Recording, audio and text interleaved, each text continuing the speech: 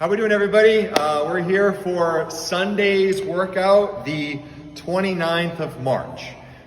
So we have two 7-minute AMRAPs broken up with a 3-minute rest or pause in between those two 7-minute AMRAPs. The equipment we're going to need today really is going to be a kettlebell and a dumbbell. If you don't have those, you can have a backpack.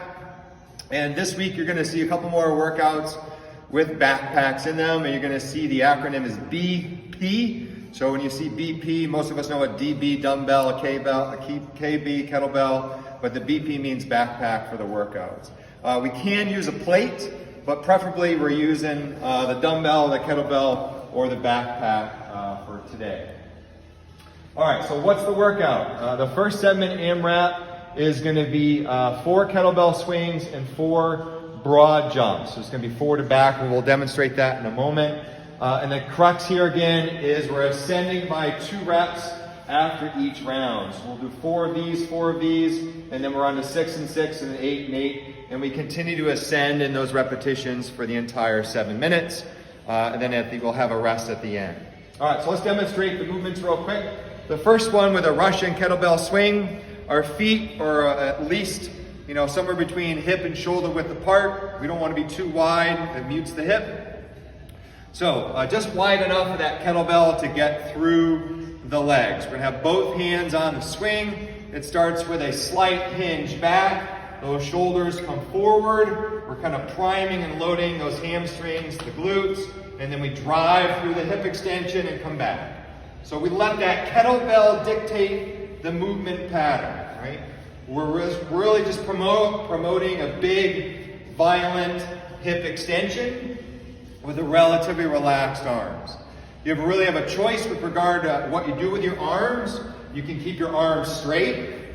Gonna get a little bit more shoulder workout, or we can do a little more of those T-Rex arms, and that's gonna give your shoulders a little bit more of a rest, right? Because we're not going into that full frontal raise. So we'll do 4 of those. If you're gonna need a backpack, again, I have about 25, 30 pounds in here now. And I have little small plates in there, but again, you can put, I've seen water bottles people put in, your kids' books, whatever you feel comfortable swinging.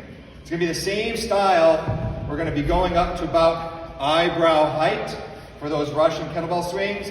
Now the bag swings a little bit slower because it is coming further away from your body.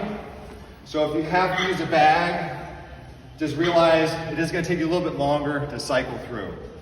The other option is to do a kettlebell swing or a swing with a dumbbell.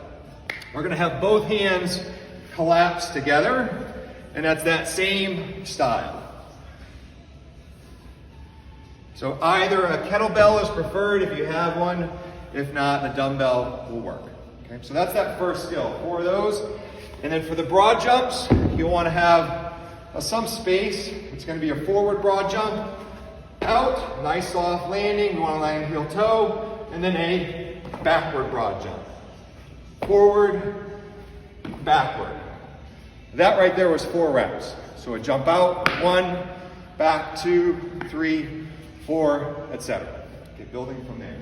All right. At the end of those 7 minutes, you get a 3-minute rest. This will all be on 1 clock. And then for the next 7-minute AMRAP, a renegade row. Again, most of you are only going to have 1 dumbbell. If you have 2 dumbbells, you can use them. Otherwise, for the first one, for that renegade row, nice plank position, wide feet, pressing through that hand on the ground, trying to keep our shoulders and our hips square. Draw up, 1, 2, and then we'll switch to the other side. 1, 2. And from the side, doing our best to keep that body nice and flat. If you do have 2 dumbbells, you can go 1, 1, 2, 2, and that would be your 4. Right? But if you don't, you can do all, you don't have to alternate if you only have 1 dumbbell. That second skill, the dumbbell or the backpack snatch. Or I guess we could use a kettlebell as well. Again, similar distance of our feet as we did for that kettlebell swing. Keeping our chest tall, our hips are always below our shoulders. Have that other hand out to the side. If you need to modify a little bit, you can have the hand on the thigh, but ideally out to the side. We're gonna have this imaginary zipper. We draw up, the elbow leads, the wrist is relaxed, and then we toss that confetti. Right? So here's our muscle snatch, here's our power snatch, and then we can either alternate on the ground or we can alternate on the way down. So that's going to be with the dumbbell. We can also kettlebell snatch. Right, from here, you're going to grab a little bit on the corner, and from here it's a fast turn over. We can come back down, switch to the other side, and finish in that nice tall position. If we don't want to use those, then we can use our backpack. It's going to be both hands, and it's going to be one motion from ground to overhead, not stopping at the chest or shoulders. Again, the other option, if you have a plate, we can go plate to overhead as well. But again, preferably if you have the dumbbell, try to use that dumbbell for the workout. Same thing, 4 reps, ascending by 2. If you have any questions, just post when you see this post in the video. Otherwise, we'll see you tomorrow, Sunday at 9:30 as well. All right? Stay strong, everybody. Stay safe.